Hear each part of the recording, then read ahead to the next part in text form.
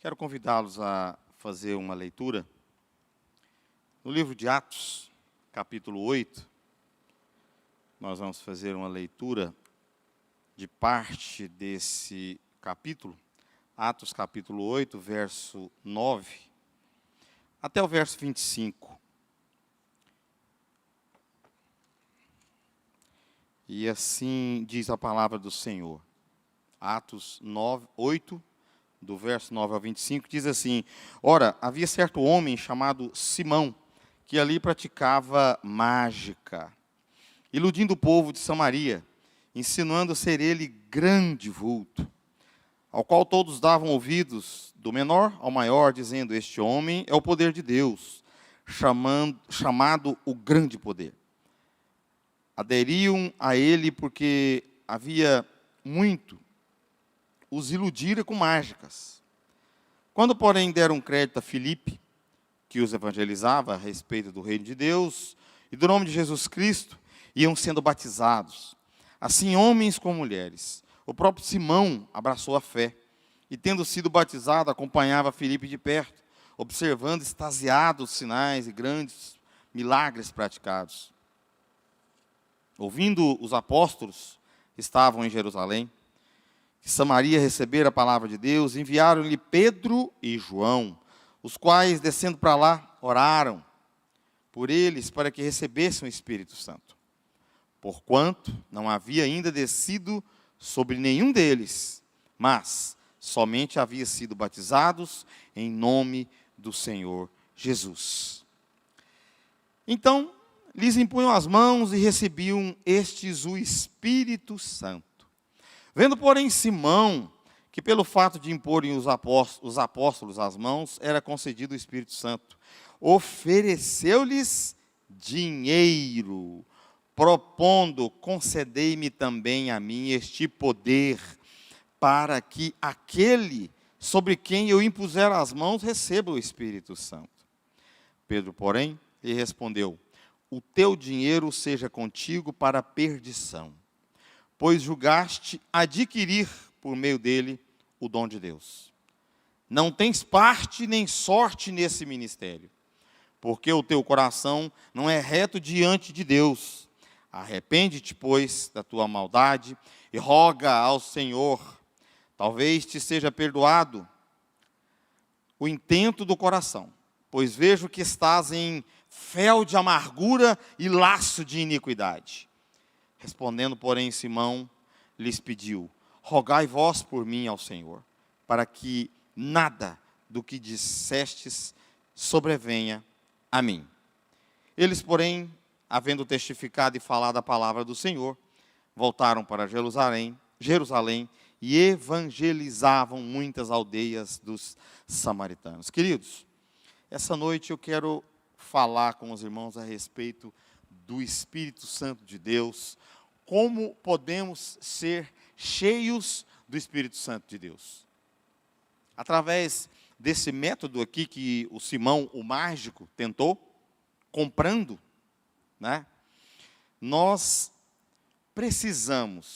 necessitamos da presença do Espírito Santo de Deus nas nossas vidas, conosco, mas é para cumprir propósitos, é para cumprir a vontade do Senhor.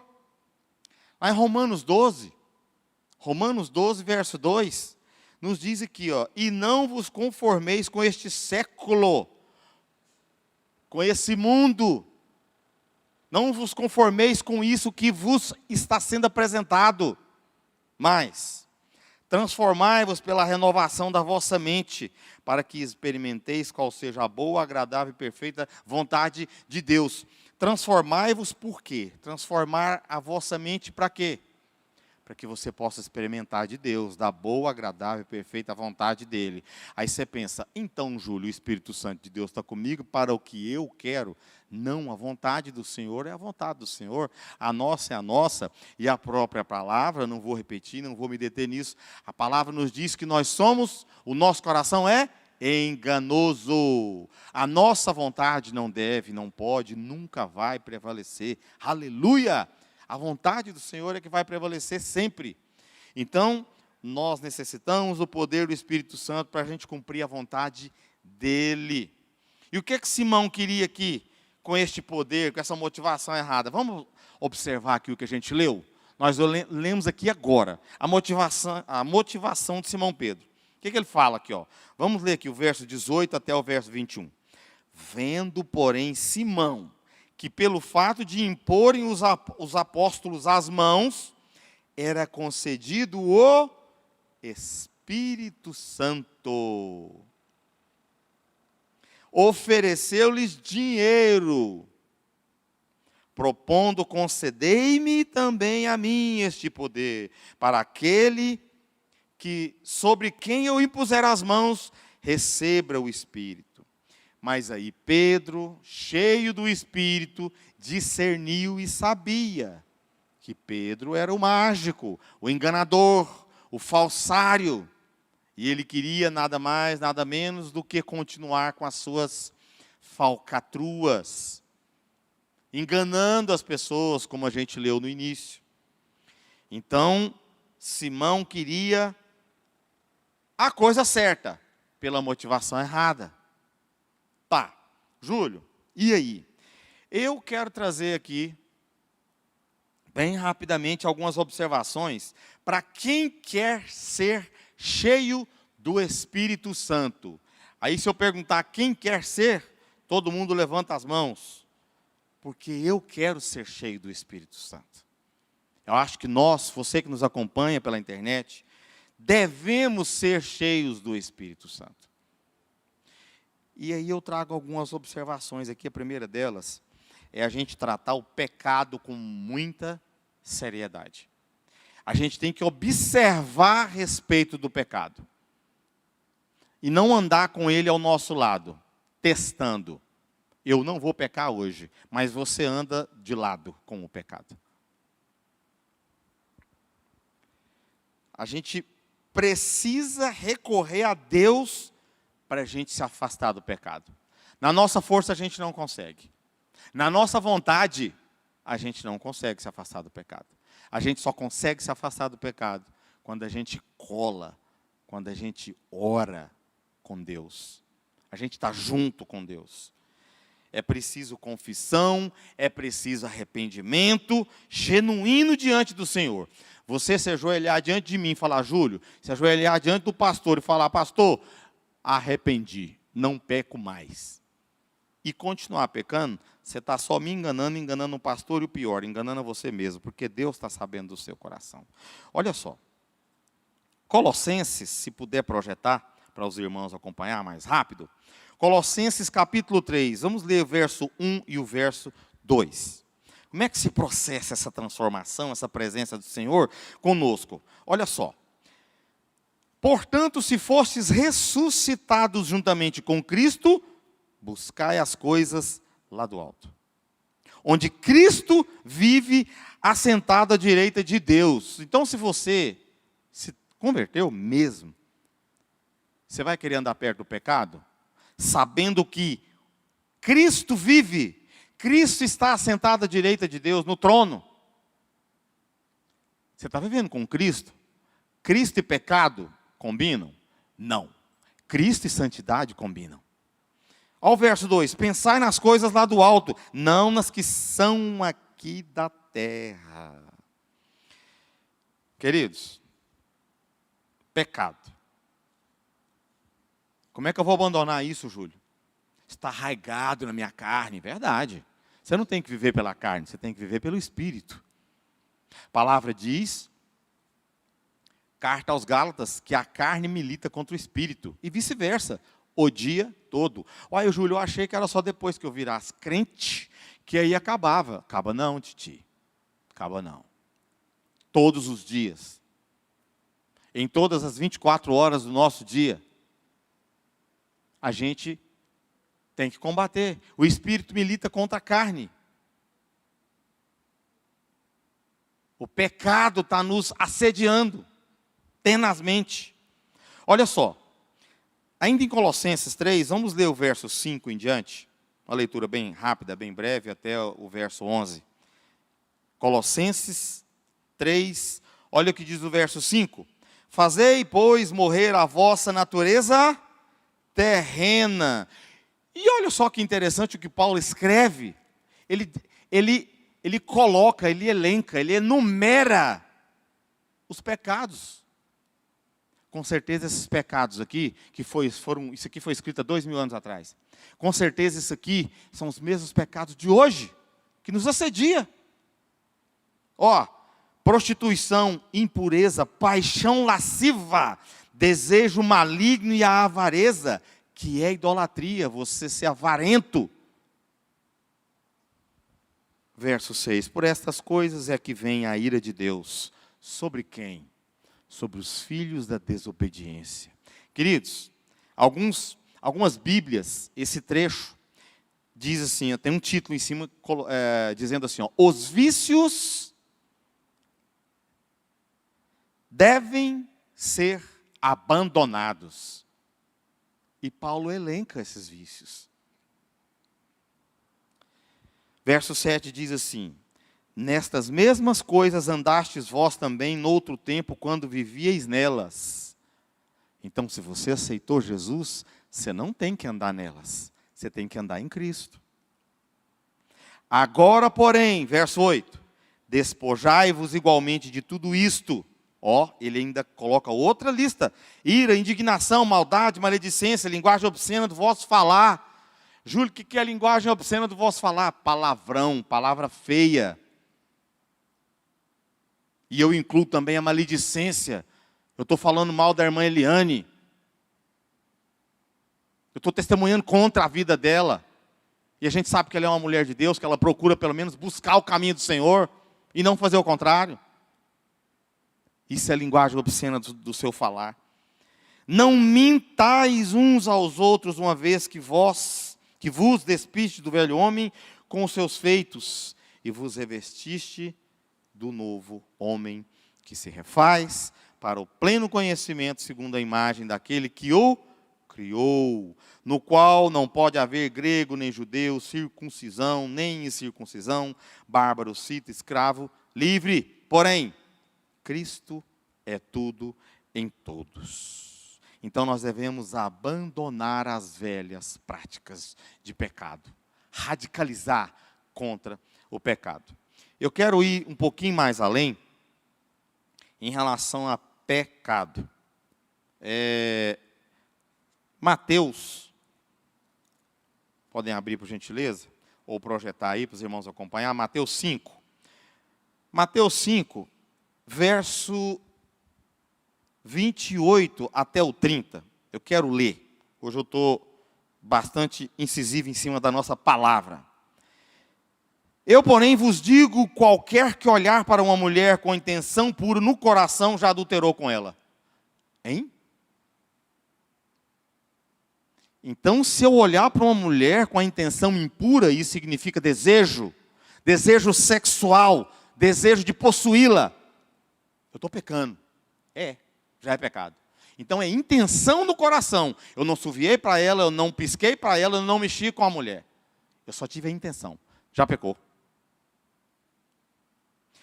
E onde é que está a radicalização aqui? Se o teu olho, verso 29, me acompanhe por gentileza. Se o teu olho direito te faz tropeçar, arranca-o e lança-o de ti. Porém, te convém que se perca um dos teus membros e não seja todo o teu corpo lançado no inferno. Aí vem a radicalidade. 30, se a tua mão direita te faz tropeçar, corta-a e lança-a de ti.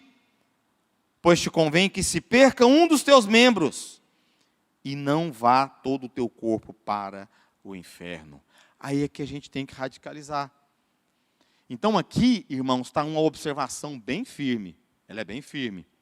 Puxa, Júlio, eu esperava ouvir hoje uma palavra de esperança, de amor, de qualquer outra coisa. Isso é esperança, isso é amor, isso é Jesus. A gente andar com Jesus, a gente ter a presença do Espírito Santo de Deus, implica em a gente radicalizar com o pecado. A gente não ter o pecado perto da gente. Isso te traz alegria, porque o pecado te afasta de Deus. O pecado te afasta da igreja. Você não quer vir orar. Você não quer vir participar dos cultos, escutar a palavra que o pastor tem para nós.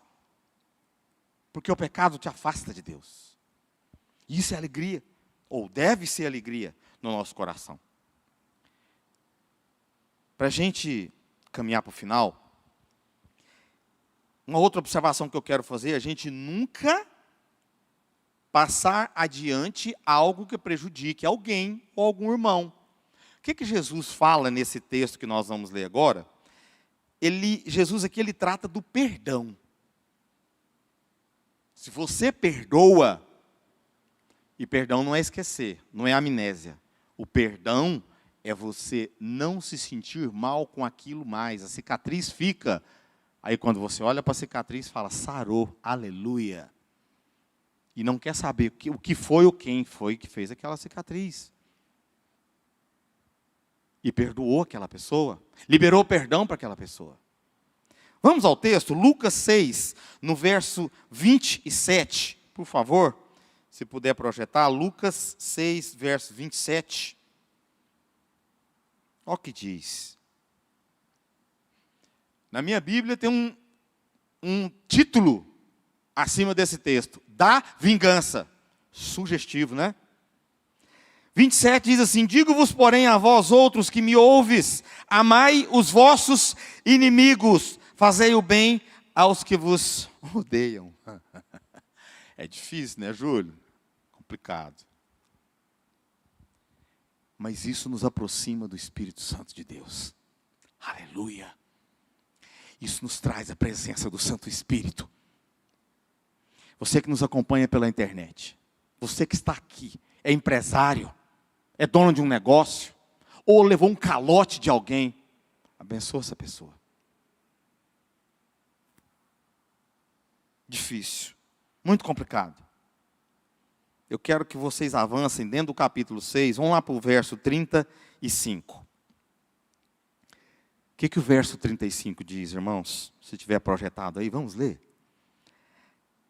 Lucas 6,35. Amai, porém, os vossos inimigos, fazei o bem e emprestai, sem esperar nenhuma paga.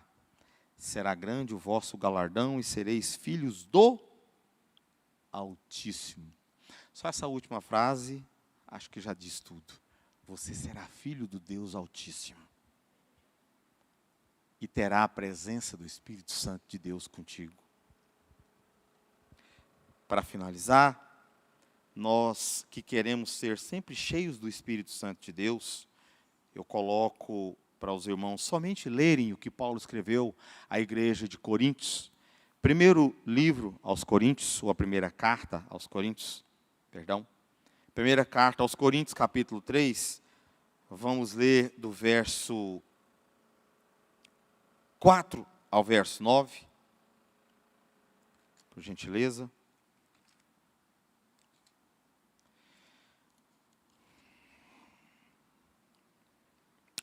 Assim diz a palavra do Senhor. Quando, pois, alguém diz, eu sou de Paulo, e outro, eu de Apolo, não é evidente que andais segundo os homens? Quem é Apolo? Quem é Paulo? Servos por meio de quem crescestes, e isto conforme o Senhor concedeu a cada um. Eu plantei, Apolo regou, mas o crescimento veio de Deus. De modo que nem o que planta é alguma coisa, nem o que rega, mas Deus, que dá o crescimento. Ora, o que planta e o que rega são um, e cada um receberá o seu galardão, segundo o seu próprio trabalho. Porque de Deus somos cooperadores, lavoura de Deus, edifício de Deus, sois vós. Aleluia! E é isso que Paulo disse à igreja em Coríntios. E essa é a palavra do Senhor para nós hoje. Nunca aceite a glória que não é sua. A glória sempre é de Deus. Você segue a Paulo, você segue ao Renato, você segue ao Júlio, ou você segue ao José, ou você segue ao Manero. a gente tem que seguir só um. Porque um semeia, o outro rega, o outro ajuda a tirar as impurezas, as ervas daninhas. Mas quem vai fazer germinar, quem vai fazer chegar lá, é o Senhor Deus Altíssimo. Toda a glória e toda a honra é do Senhor. Essa é a última observação que eu tinha para dizer para os irmãos em relação a isso. Para que a gente possa ser cheio do Espírito Santo do Senhor. E se a gente fosse elencar, eu teria mais uma porção, umas centena de observações a dizer para os irmãos aqui a respeito de motivos que nós temos para estar na presença do Espírito Santo. Então, convido os irmãos a ficar em pé para a gente poder orar. Já estamos encerrando. Se curve diante da presença do Senhor. Oh Deus, obrigado, Deus, pela Tua palavra. Obrigado, Senhor, pela presença do Teu Espírito conosco, aqui hoje, nesse lugar, nesse culto maravilhoso. Oh, glória a Deus. Obrigado, Senhor. Bendita seja a Tua palavra. Oh Deus, que ela possa entrar, que ela possa separar juntas e medulas. Oh Deus, que ela possa fazer a diferença e transformar na vida dos meus irmãos. E que todos nós possamos ser cheios do Teu Espírito Santo. Que todos nós possamos aprender, possamos gozar do mover do Espírito Santo do Senhor sobre as nossas vidas. Em nome de Jesus, é a minha oração por toda a Tua igreja, Pai. Amém.